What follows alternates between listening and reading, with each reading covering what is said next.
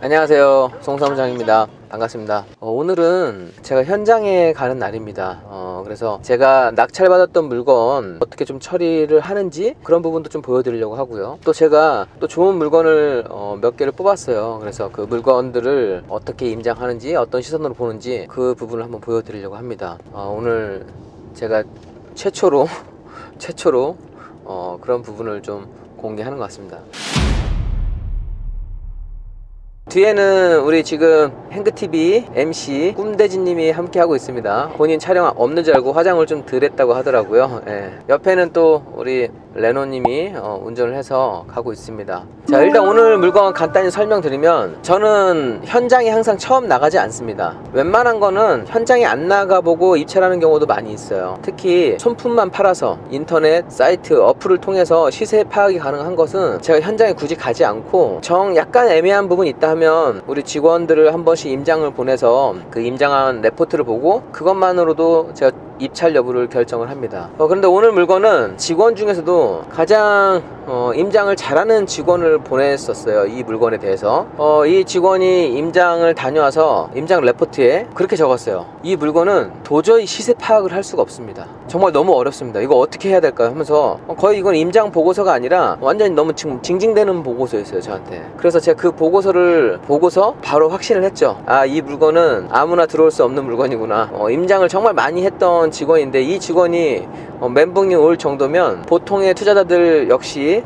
가서 시세 파악을 하거나 갈피를 못 잡을 거라 생각을 했어요. 정확히 제 예상이 맞았습니다. 이 물건은 이해관계인이 아니면 들어올 수 없는 물건이었고, 제 3자는 그냥 물건 검색을 해서 현장에 가서 입찰 여부를 결정할 수 없는 그 정도 수준인 물건이었다고 생각을 합니다. 제가 하는 물건들 자체가 대부분 일반 투자자들은 좀 회피하는, 기피하는 그런 물건들이 좀 많이 있습니다. 오늘 물건도 그런 물건 중에 하나인 거고요. 다른 사람들과 다른 투자 기준을 가지려고 해요. 똑같은 투자 기준을 가지고 다른 차별화된 수익을 낼 수가 없잖아요. 다른 투자자들은 갖지 않는 그런 기준을 가지려고 하는데, 오늘 물건도 그러합니다. 단기로 해결할 수 있는 물건이 아니에요. 단기로 조금 중장기 시간이 필요합니다. 대부분 사람들은 단기로 빨리빨리 회전율이 높은 물건을 좀 선호하는데, 아파트를 한 채씩 1년에 12개 받는 분, 그분이 3년 동안 36채 받아서 내는 수익하고, 제가 3년 만에 한 건을 했던 수익하고 저는 제 수익이 더 괜찮다고 보거든요. 그리고 3년 동안 36개를 사고 팔고 이거 막 명도하고 이런 경매 절차를 다 한다고 하면 저보다 들어가는 수고도 훨씬 더 크다고 생각을 합니다. 저는 어떤 투자를 할 때 효율성을 정말 중요하게 생각을 해요. 제가 해보니까 작은 물건 처리하는 거하고요, 큰 물건 처리하는 거하고 그렇게 품의 차이가 크지가 않습니다. 그래서 작은 물건을 좀 여러 개 하지 않고 기왕이면 좀 우아하게 경매를 하고 싶더라고요. 우아하게 부동산 투자를 하고 싶어요. 천천히 여유있게 하면서도 충분히 우리는 그 이상의 또 수익을 얻어낼 수가 있으니까. 그래서 오늘 물건도 좀 그러한 거고, 저는 처음부터 이 물건에 대한 처리 기준을 3년 정도 이상을 보고 했어요. 그 수익은 사고팔고를 많이 하는 분들보다 훨씬 괜찮은, 그러면 3년 동안 놀면서 해야 되잖아요, 여유있게. 임장을 잘하는 베테랑 직원이 왜 현장에 다녀서 왜 멘붕이었는지, 그럼에도 불구하고 저는 왜 이 물건을 입찰을 하고 지금 이렇게 풀어나가는지, 그 부분을 오늘 한번 보여드리도록 하겠습니다.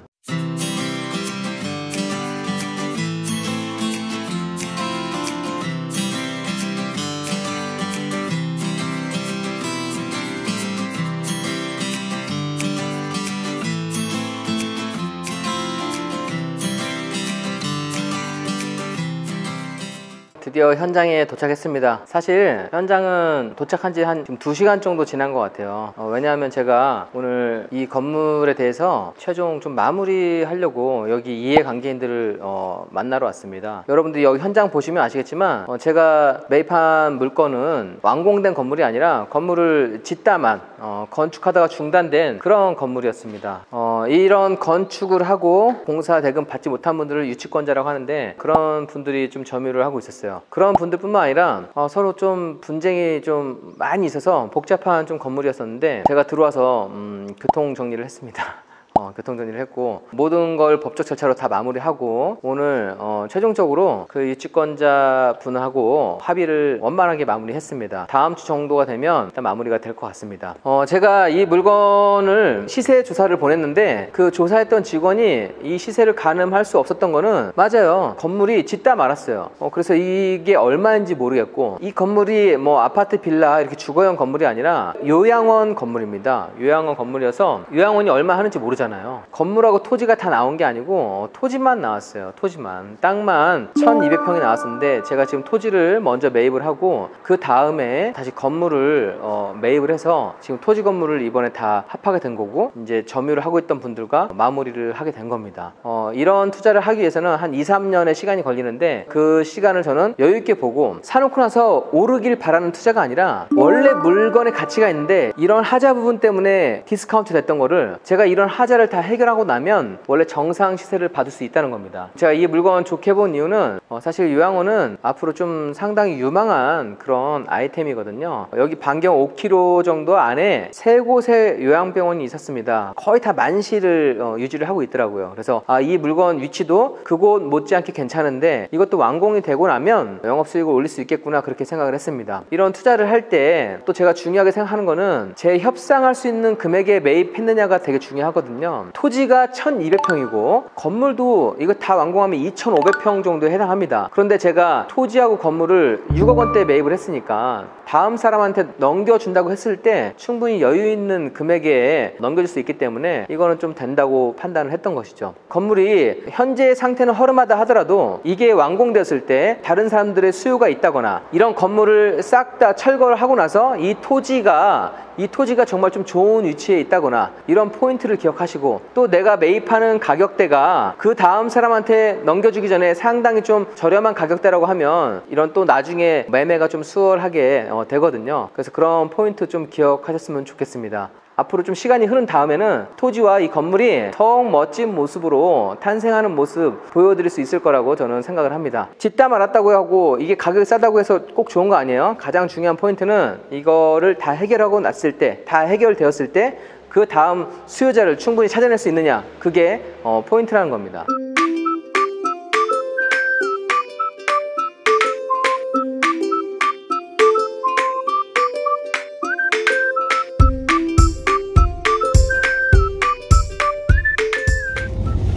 이런 데 왔을 때는 이 물건 말고 주변 거를 좀 많이 보는 게 좀 중요하지.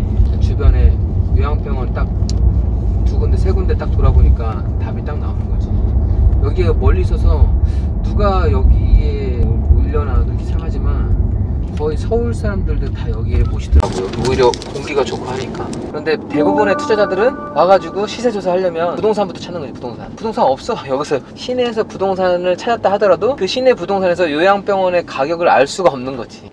일단 시세 파악이 어려운 물건은 가끔 테마 물건이에요. 이렇게 모텔, 뭐 펜션, 요양원, 뭐 병원, 그런 경우에는 인터넷에 쳐서 그 요양원만 전문적으로 매매하는 부동산을 찾아보면 돼요. 그 부동산들한테 매물 리스트나 이 물건을 알려달라고 하면 분명히 짜증을 낼 것이고, 동두천에 나와 있는 요양원 매물을 좀 알고 싶다 하면 요양병원 리스트를 줄 것이고, 그걸 보면 이 건물이 대략 어느 정도의 시세가 될 것인지를 좀 가늠할 수 있게 되는 거죠. 이것만 또 전문적으로 매매하는 부동산을 찾는 게 포인트고, 아니면 직접 요양병원을 운영하는 사람한테 가서 물어보는 것도 방법이고. 가끔 그런 질문을 해 사람들이. 지역을 공부를 먼저 한 다음에 물건을 검색하느냐, 아니면 물건을 먼저 뽑아놓고 그 지역을 알아보느냐. 처음에는 나 같은 경우에는 뭐 부천 지역, 동두천 지역, 뭐 안산 지역, 이렇게 지역을 분석해놓고 물건을 찾아봤는데, 그렇게 하니까 물건을 너무 오랫동안 기다려야 되더라고. 그래서 지금은 그렇게 하지 않고 괜찮다고 판단되는 물건이 나오면 그때 지역의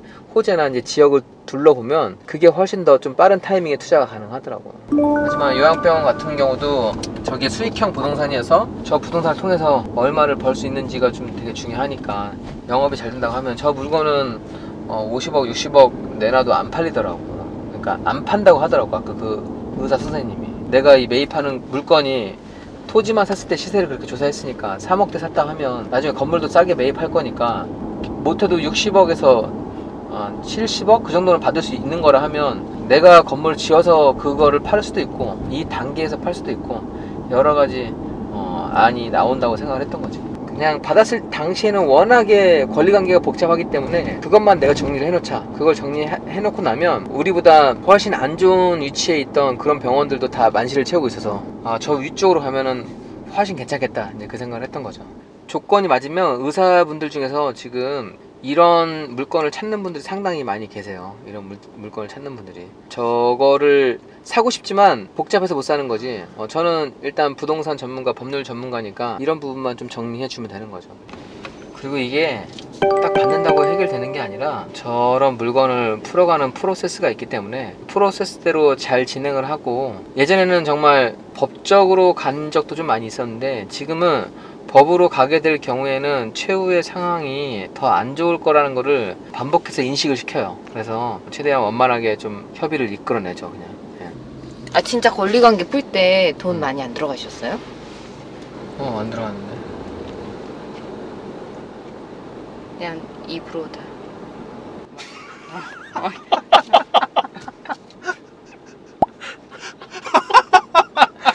신데 진짜 완전히.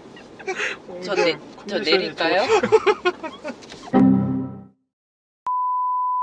제가 이 임장을 갈 때 항상 하는 일이 있어요. 현장에 나갈 때 맛집을 찾아야 됩니다. 맛집을 즐겁게 해야 되잖아요, 그죠? 소풍 간다는 기분으로 가요. 일단 기분이 좋으려면 맛있는 걸 먹어야 되잖아요. 오늘 맛집 뭐 찾아놨어요? 꿈대진님? 저는 찾았다는 소식을 듣고 따라가는 길인데. 그래요? 근데 밖에서 먹을 땐 뭐든지 맛있잖아요. 우리 뭐 편의점에서 사발면을 먹든 뭘 먹든. 편의점. 편의점 맛있어. 너무 연기하려고 하지 말고 좀 자연스럽게 했으면 좋겠어요. 편의점 맛있죠. 대표님, 근데 종류는 뭘로 할까요? 종류는 좀 저렴한 거 해야지. 근데 맛집 치니까 고기밖에 안 떠가지고 그거 한우로 뜨는데. 임장할 때는 백반을 찾아야 돼, 백반을.